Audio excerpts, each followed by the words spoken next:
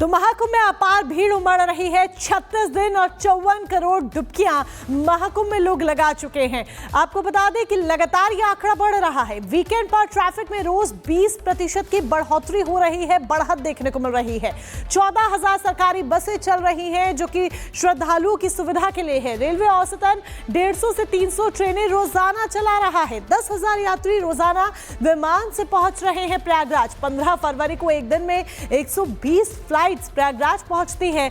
700 से अधिक चार्टर्ड विमान उतरते हैं। तो जरा सोचिए कि भीड़ कितनी अपार होगी जो संगम नगरी महाकुंभ में पहुंच रही है ताकि आस्था की पवित्र पावन डुबकी वो लगा सके। यह आंकड़ा सीधे तौर पर बताता है कि ये भीड़ कितनी अपार है। बहरहाल आगे बढ़ते हैं, बात अमेरिका की करते हैं क्योंकि अमेरिका के रेसिप्रोकल टैरिफ को लेकर पूरी दुनिया में हड़कंप मचा हुआ है। ऐसे में भारत को भी इस टैरिफ का सामना करने पड़ेगा, लेकिन टैरिफ लागू होने से पहले ही भारत ने इसकी भरपाई की तैयारी भी शुरू कर दी है। कैसे?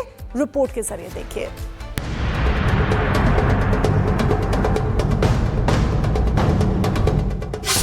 टैरिफ, टेरर और टेंशन,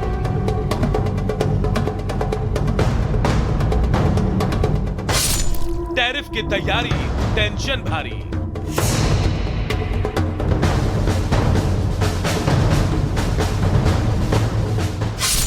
भारत की तैयारी, नया प्लान जारी।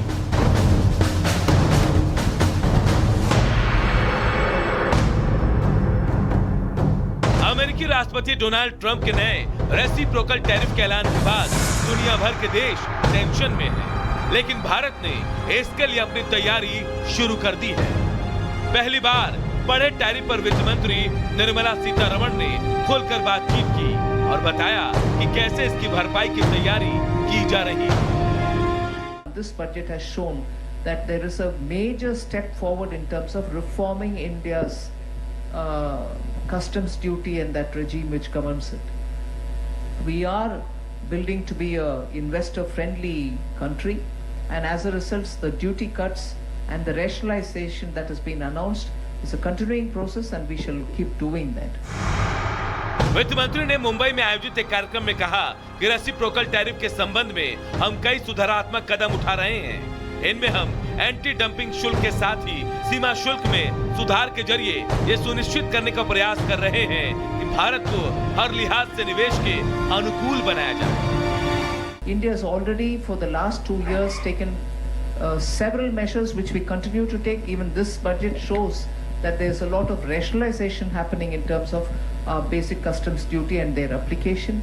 Safeguard duties or any anti-dumping duties that we levy are also periodically reviewed. हालांकि ट्रंप के ऐलान से पहले ही भारत ने टैरिफ को तर्कसंगत बनाकर पहले ही कई उपाय कर लिए हैं। ज्यादातर अमेरिकी आयातों पर भारत में पहले से ही सबसे कम टैरिफ दरें लागू हैं और जिन कुछ पर अधिक टैरिफ दरें हैं उन पर बातचीत कर उनका भी समाधान निकाला जाएगा, जिससे कि भारत पर इस टैरिफ का ज्यादा बोझ ना बढ़ पाए।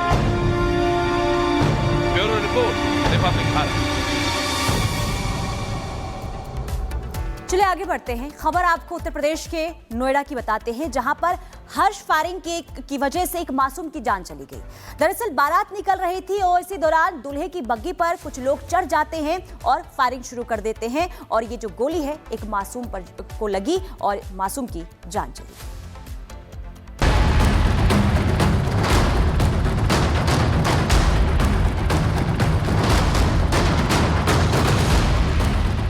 शादी में खुशियों का माहौल था, बारात में नाच गाना हो रहा था, लेकिन हर्ष फायरिंग ने सब कुछ तबाह कर दिया। एक परिवार उजड़ गया, मासूम बच्चे की जान चली गई। नोएडा के सेक्टर 49 इलाके के सेक्टर 41 में धूमधाम से बारात आ रही थी। आसपास के लोग छतों पर चढ़कर बालकनी से झांककर बारात को देख रहे थे। इस बीच दूल्हे की बग्गी पर चढ़कर कुछ दबंगों ने हर्ष फायरिंग कर दी और गोली छत पर गोदी पर बैठे 2.5 साल के मासूम बच्चे को लग गई। एक तरफ सड़क पर बारात चल रही थी और दूसरी तरफ इस घर में चीख पुकार मच गई। मृतक बच्चे के परिजनों के मुताबिक बारात चढ़ने के दौरान किसी ने हर्ष फायरिंग की, जिससे गोली ऊपर छत पर खड़े 2.5 साल के अंश शर्मा को लग गई। बच्चे को आनन फानन में अस्पताल ले जाया गया, जहां इलाज के दौरान मासूम ने दम तोड़ दिया। इस हादसे के बाद पुलिस का दावा है कि जल्दी आरोपियों को गिरफ्तार कर लिया जाएगा। हर्ष फायरिंग के दौरान एक अंश शर्मा नाम के 2.5 साल के बच्चे को गोली लग गई थी, जिसका इलाज के दौरान मृत्यु हो गई है। इस संबंध में थाना 49 में एक मुकदमा पंजीकृत कर लिया गया है और जिस व्यक्ति ने गोली चलाई थी उसकी भी पहचान हो गई है। वो हैप्पी नाम है उसका और वो गुड़गांव का ही रहने वाला है, उसी गांव का जहां से बारात आई थी। उसकी गिरफ्तारी के लिए हमने 3 टीम लगा रखी हैं और मुझे उम्मीद है कि जल्दी उसकी गिरफ्तारी हो जाएगी। इस घटना के तुरंत बाद भारी पुलिस फोर्स और आला अधिकारी मौके पर पहुंचे। पुलिस ने बताया कि आरोपी की पहचान के लिए इलाके के सीसीटीवी फुटेज को खंगाला जा रहा है और बारात में शामिल लोगों से पूछताछ की जा रही है। सोचिए जरा, एक भौकाल के चक्कर में, जरा से मजे के चक्कर में बच्चे की जान चली गई। सुप्रीम कोर्ट के आदेश के बावजूद भी आए दिन हर्ष फायरिंग की घटनाएं सामने आती हैं और न जाने कितने लोगों की जान इसी हर्ष फायरिंग में चली जाती है। ऐसे में सवाल है कि हर्ष फायरिंग पर लगाम कब लगेगी और कब रुकेगी हर्ष फायरिंग की घटनाएं। Bureau report, Republic Bharat.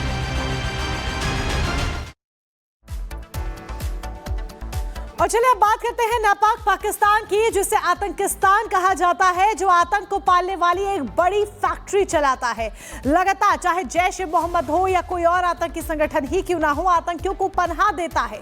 Bharat के सामने बार बार जलील होता है, बावजूद इसके अपनी आतंक की फैक्ट्री चलाना बंद नहीं करता। लेकिन अब कोई ऐसा है जो आतंकिस्तान में ही, यानी कि आतंकिस्तान में ही जो आतंकी उसने पाल रखे हैं, उन्हें मार गिराने का एक एक कर काम कर रहा है। एक रिपोर्ट देखिए।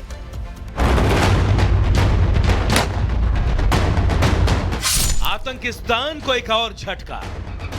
पाकिस्तान में रह रहे आतंकी इस समय डर के साए में है।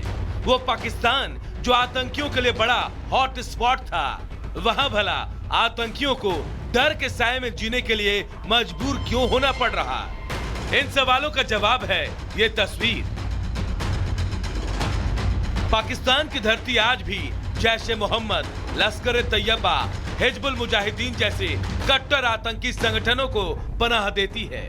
पाकिस्तान की जमीन से हिंदुस्तान को दहलाने की साजिश रची जाती है, मगर अब बाजी पलट गई है। पाकिस्तान में लश्कर के खूंखार आतंकी की गोली मारकर हत्या। केपीके प्रांत के स्वाबी में आतंकी सरगना मौलाना काशिफ अली का मर्डर। रिपोर्ट के मुताबिक बाइक सवार बंदूकधारियों ने आतंकी काशिफ अली को घर के बाहर गोलियों से भून दिया। हत्या के बाद बाइक सवार फरार हो गए। एक समय था जब पाकिस्तान में रह रहे आतंकी रैलियां करने और भारत को कीदड़ भभकी देने से पीछे नहीं हटते थे। अब मंजर ऐसा है कि आतंकी अपने घरों से बाहर निकलने से भी डरते हैं।